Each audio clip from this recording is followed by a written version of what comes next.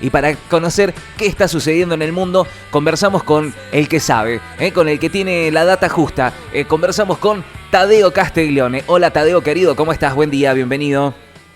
Muy buenos días, querido Bruno, un saludo para vos, para toda la audiencia y bueno, esperemos que todos puedan tener un excelente viernes y un excelente fin de semana largo para disfrutar en familia y para ver un buen partido de fútbol también, como no. Te iba a preguntar eso, ¿sos de consumir fútbol? ¿Te gusta ver algún partidito? ¿La selección te gusta verlo? Soy de Boca, generalmente sufro bastante, entonces, bueno, excepto la semana pasada que tuvimos una buena victoria, pero sí, los partidos importantes de selección los suelo hacer un seguimiento. Te gusta ver, está bueno, ¿eh? Arranca el fin de semana con fulbito. A mí, yo soy bastante termo del fútbol y cuando juego un partido de la selección me entusiasmo bastante, ¿eh? Si es un amistoso, si es eliminatorio, lo que sea, me entusiasmo un montón. Imagínate cómo vivo los mundiales, ¿no? Así que sin duda es para mí importantísimo. Vamos a lo que realmente importa porque la región se está volviendo convulsa, ¿no? Hemos dedicado mucho tiempo a conversar de lo que ha acontecido y lo que está aconteciendo en el continente europeo, con Rusia, con Ucrania, con las negociaciones que viene impulsando Donald Trump desde los Estados Unidos, pero por acá también la cosa se mueve bastante. Contame un poco qué viene pasando por acá, por el lado del altiplano. Bien, como bien mencionas, bueno, vivimos en un mundo bastante complejo, bastante convulso y eso también afecta a nuestra región y más en años electorales. Creo que todos sabemos lo que significa un año electoral, pero esto no es únicamente un fenómeno argentino, sino casi que te diría de toda nuestra franja continental. Y eso precisamente lo que está atravesando la hermana nación de Bolivia en un año electoral sumamente complicado, sumamente complejo, porque a lo electoral se suma una crisis económica debido al faltante de dólares, sumado a una crisis de desabastecimiento generalizado de productos básicos, principalmente de combustible, lo cual hace que toda la situación en el país de Bolivia se vuelva muy complicado socialmente, políticamente, y la división entre Evo Morales y el actual presidente Luis Arce hace que el escenario, además de un escenario electoral, un escenario de crisis económica, de crisis de abastecimiento, también se sume crisis política, por lo cual no es el mejor escenario que nos podamos imaginar y eso se ve reflejado en la realidad cotidiana que está atravesando Bolivia en estos momentos. Claro, una complicación que ya viene hace rato, ¿no? Nosotros le desarrollamos también en un programa todo lo que tuvo que ver con ese intento de golpe de Estado, donde vimos a Arce enfrentando a los militares, donde después la denuncia de Evo diciendo, che, esto me parece que está armado y orquestado. Recién decías de la faltante de dólares. ¿Cómo está Bolivia con respecto al Fondo Monetario Internacional y a su deuda? No, Bolivia generalmente tiene cuentas saneadas, pero lo que estamos viendo ahora es dos cuestiones sumamente interesantes para tener en consideración. La mitad del PBI de Bolivia, un poco más, casi 60%, y tal vez estoy siendo bastante, vamos a decir, Generoso. optimista, Sí. me estoy quedando corto, de los fondos bolivianos proviene principalmente de la región de Santa Cruz de la Sierra, donde, el cual es una región históricamente opositora a Arce, la cual es ganadera y principalmente es agrícola, tiene una de las plantaciones de soja más importante y a diferencia de otros países, en Santa Cruz de la Sierra, debido a las cualidades, vamos a decir, geográficas y también ambientales, se logran levantar no una ni dos cosechas, sino hasta 3 cosechas anuales. Estamos delante de una zona que es boom, claro, en productora, entonces esta zona históricamente opositora, históricamente con una población originaria menor a diferencias de otras regiones, es la que lidera económicamente en Bolivia y esto condiciona bastante económicamente y eso es más o menos lo que fue empujando a la situación económica en línea general en Bolivia, la cual, si bien está libre de dólares, también tiene otras, libres del Fondo Monetario Internacional, tiene otras deudas ahí pendientes, principalmente con la República Popular China, una de las quejas continuas de Bolivia es que al no tener salida al mar es menos competitivo que sus países vecinos, Claro. que en parte tiene razón, pero Paraguay tampoco tiene salida al mar y ese problema, por ejemplo, no lo tiene para lograr muy buenas exportaciones. Entonces, la dinámica política en Bolivia es lo que termina tragándolo en esta crisis económica, la cual el gobierno de Arce no ha logrado salir y cada vez las diferentes medidas que se han tomado desde el Ejecutivo, lo único que han hecho es profundizar aún más la compleja situación que están afrontando y bueno, esto con todas las consecuencias, incluso regionales, que pueden llegar a tener, porque recordemos que Argentina es uno de los países con mayor recepción de inmigrantes provenientes de Bolivia y esta crisis económica y política y social y lo que pueda derivar de esto, lógicamente va a repercutir también en estos temas. Claro, ¿no? Porque suele pasar siempre lo mismo, ¿no? Cuando alguno de los países empieza a atravesar alguna crisis, se replica, ¿no? En otros países, salvo los que un poco económicamente están fuertes, pero sin dudas impacta. Ahora, Bolivia tiene pegado a Perú, que también empieza a tener una situación bastante complicada también, ¿no?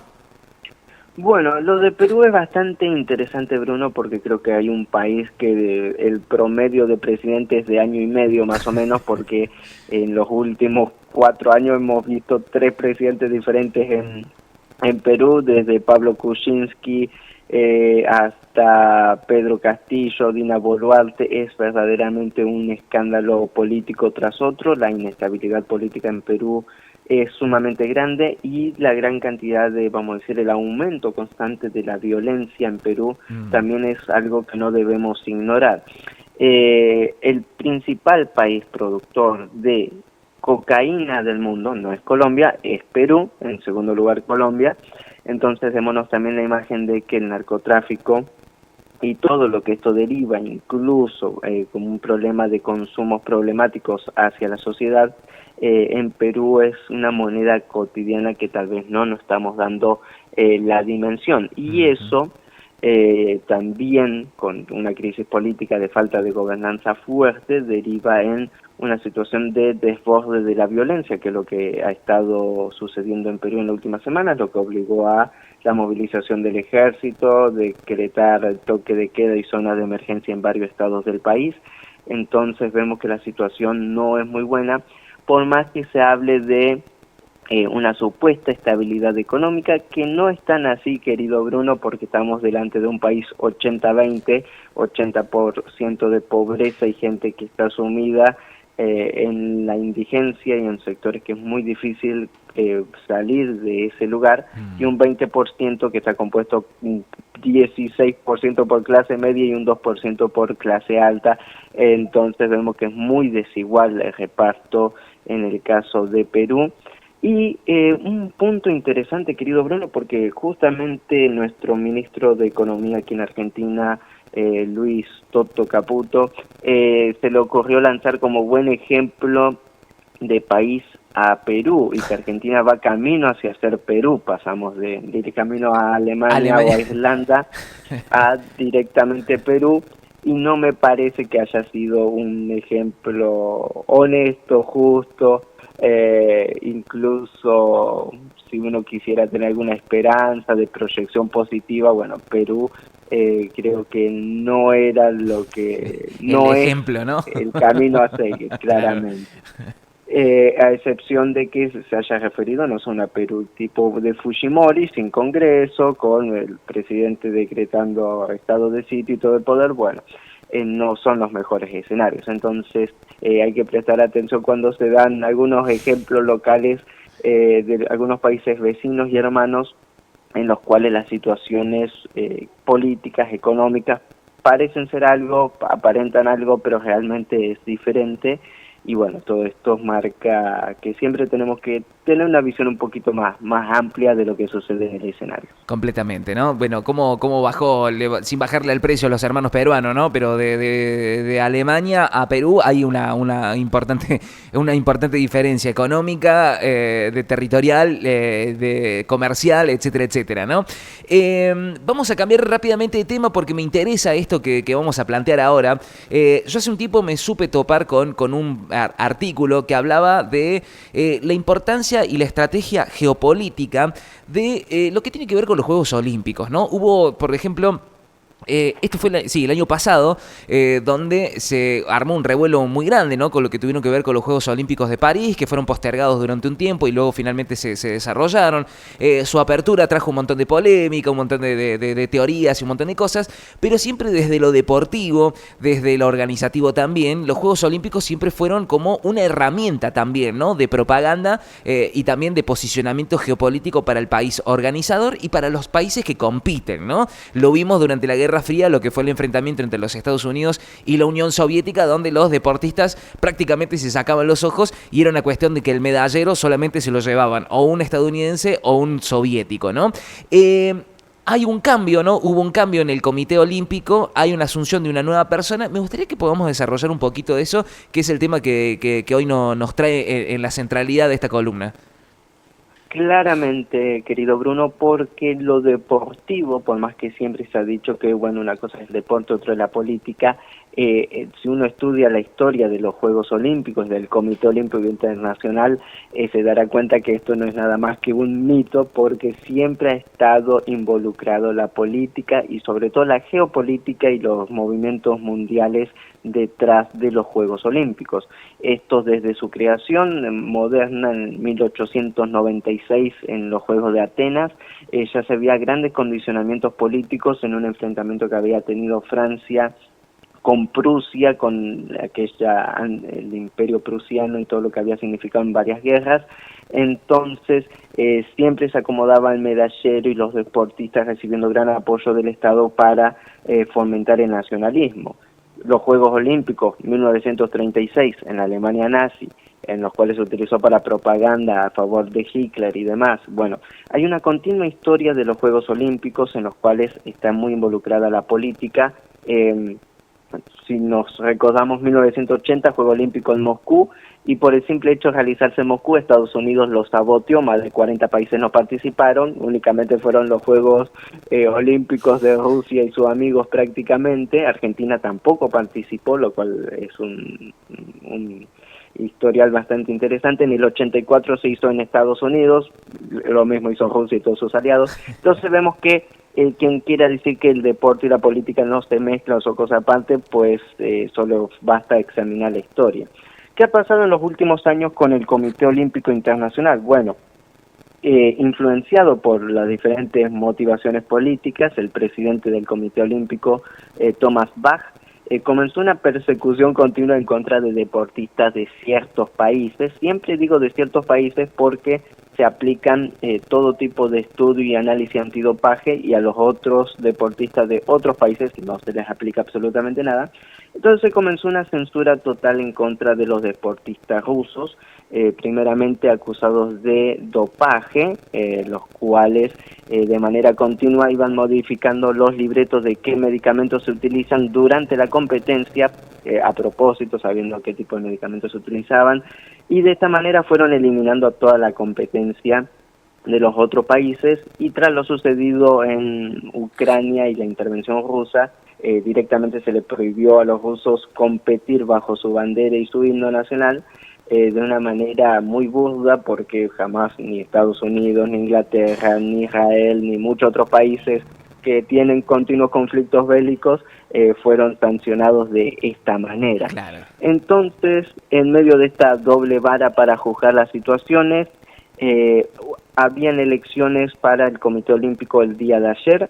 El principal candidato a ganar estas elecciones, habían 8 candidatos, era muy competitivo todo, pero el principal era el británico Sebastian Coe, que dirige International Athletic, es decir, las competiciones atléticas internacionales, el cual esta persona, Sebastian Coe, era uno de los principales apostadores a desclasificar a los rusos, a mantener una persecución constante en contra de los deportistas, pero bueno, a veces hay un tiro para el lado de la justicia, vamos a decirlo, que no todo a veces está perdido como muchas veces creemos o pensamos, y las elecciones terminaron sorprendiendo absolutamente a todos porque se eligió a Kirsty Coventry, una mujer de Zimbabue, como nueva presidenta del Comité Olímpico Internacional. Contra viento y marea, esta señora logró imponerse, nadadora, 2 veces campeona olímpico en natación y ministra de Juventud, Deporte, Arte, Recreación de Zimbabue desde el 2018, algo sumamente interesante porque esta persona no es únicamente la primera mujer en dirigir el Comité Olímpico Internacional, sino que también es la primera persona del África en dirigir este importante organismo. Y esto marca un antes y un después porque se pasa de una tendencia beligerante y vamos a decir muy influenciada por los sectores de Estados Unidos, de Europa, en la decisión de la participación olímpica, a una voz mucho más neutral, mucho más abierta y que seguramente recupere un poco de este ánimo deportivo real que tenían como su origen los Juegos Olímpicos y no tan manchado por ciertas influencias políticas que creo que le han hecho un gran daño al deporte olímpico internacional en los últimos años. Totalmente. Pensaba mientras vos ibas desarrollando la historia de los Juegos Olímpicos, digo, en un principio servía también, era algo que permitía frenar guerras, ¿no? En un inicio, cuando el espíritu inicial de los Juegos Olímpicos permitía frenar guerras y luego continuaba, ¿no? Como si nada hubiese pasado. Digo, en esto, en los últimos años, se ha trasladado, digamos, la guerra hacia los Juegos Olímpicos, ¿no? Hacia el desarrollo de esto. Ahora la pregunta es, una vez que asume esta persona, esta mujer, como lo decís vos, con 2 cuestiones importantes, ¿no? Una con su género como mujer y el otro como su origen, ¿no? Que viene desde el África. ¿Pensás que es un cambio que tiene que ver con esta cuestión cultural que se está dando a nivel mundial en esta batalla que también la está impulsando desde acá el gobierno nacional? ¿Pensás que esto viene también a darle como una especie de batalla a través de esta persona? Muy interesante pregunta, Bruno, porque esta persona tiene una tercera cualidad que no mencioné, que es una persona que es de color blanco en un país como Zimbabue, el cual años anteriores había tenido una, vamos a decir, no persecución, pero una conflictividad continua, y que no únicamente significa que es una mujer blanca ministra de un gobierno que es de su mayoría negro, más del 96% de la población de Zimbabue, sino que representa la unidad interna dentro de Zimbabue también en una política de inclusión de las minorías étnicas presentes en el país, ya que anteriormente era colonia británica.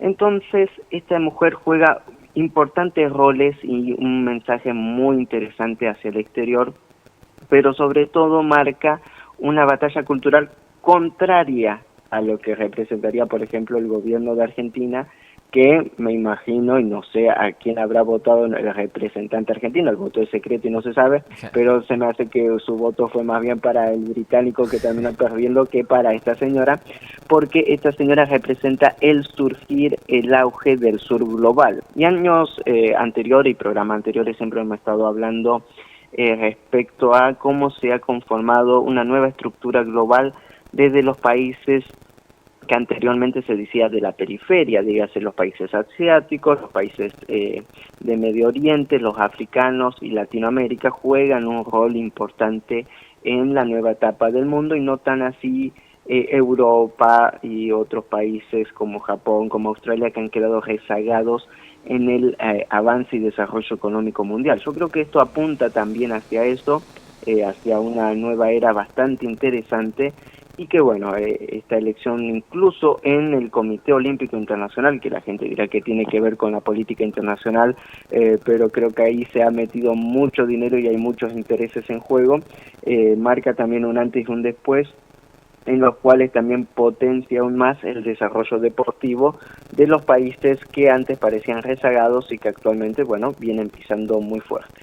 Totalmente, ¿no? Yo en esto siempre marco la diferencia, ¿no? Si uno revisa el medallero año tras año de cada uno de los Juegos Olímpicos, por ejemplo, en la región se ve esta clara apuesta y diferencia también que enfrenta la Argentina con Brasil, que quizás son los dos países, quizás no, son los dos países más fuertes de la región sudamericana, y uno ve la clara apuesta que tiene Brasil con respecto al deporte, porque año a año su medallero comienza a aumentar, ¿no? Y creo que ahí también se empieza a notar la diferencia de cómo se despega un país del otro, a pesar de las políticas, siguen apostando a cuestiones importantes como esta, como es el deporte, ¿no? Que repetimos lo que vos mencionás, ¿no?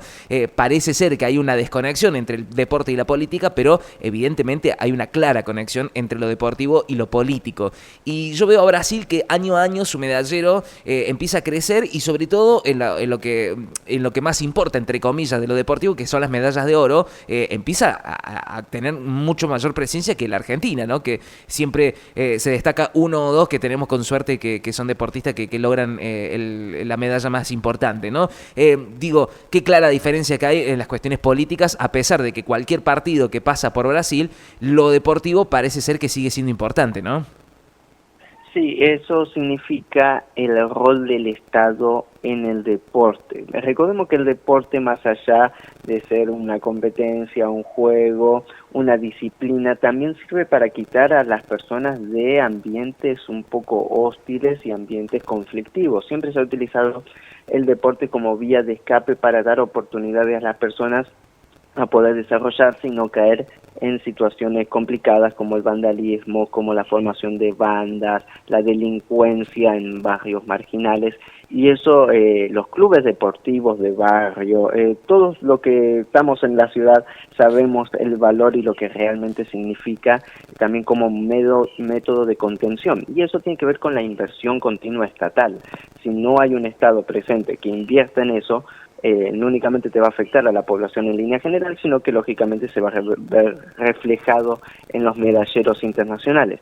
Y sobre eso hay un ejemplo internacional muy interesante, querido Bruno, que era cuando existían las dos Alemanias, la República Democrática Alemana, la República, vamos a decir, socialista, comunista, sí, tenía una población mucho menor que la República Federal Alemana, pero tenía una inversión mucho más grande en deporte, y esto se había repercutido en que siempre la RDA tenía 3 veces más medallas que la República Federal Alemana, que no invertía en deporte. Entonces, también esto, la inversión del Estado en la competición, en la formación de profesionales en áreas de deporte, es fundamental para obtener buenos resultados internacionales, para dejar el país en alto, pero a la misma vez para ayudar a la población y darle otras oportunidades que de otra manera le sería totalmente imposible.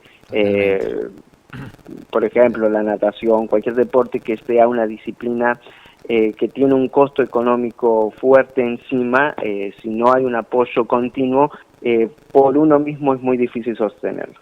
Totalmente, totalmente.